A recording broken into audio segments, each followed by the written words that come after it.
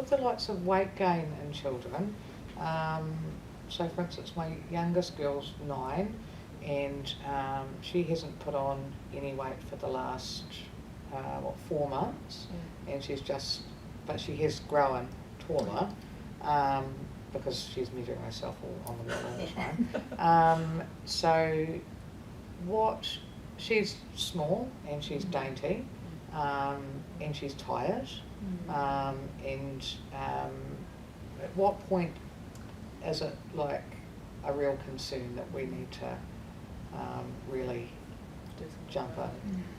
That's a tricky one.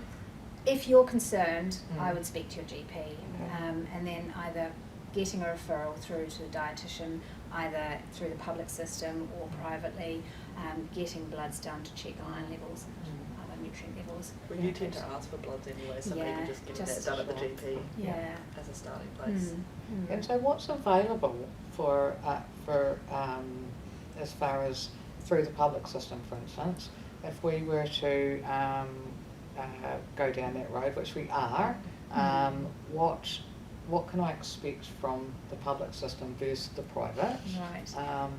So if you're looking at restricted eating, so we have a pathway to follow. So GPs, if you're going to your GP, a referral through your GP would generally come to the dietitians, and we at the moment we offer those 3 sessions that you mentioned earlier, that sort of thing. If those 3 sessions aren't enough to support you at your child, then there is the option for moving on to a feeding assessment clinic, which sort of triages children into our food school, multidisciplinary food intervention clinic, and that works with groups of children who are restricted eaters to sort of explore and learn about foods.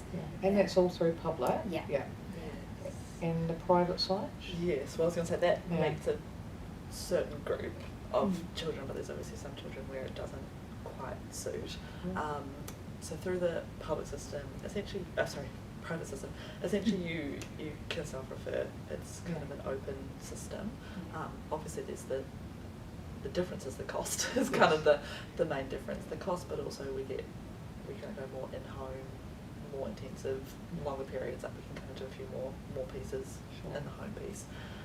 If a child does have, a neurodiverse diagnosis, mainly autism is one that's funded, that child can use their funding to cover private therapy costs as well, because sometimes the public system, it's usually a group setting and that might not work for an autistic child, so they might have to go down the private pathway doing one-on-one in-home processes, but because they'll have an autistic diagnosis, they can use their funding to cover that. But it's a confusing system. It is confusing, but I guess we usually say go to your GP first, but then potentially explore, even if you might not have the means to do private, still reach out and still explore, because there are always funding options popping up.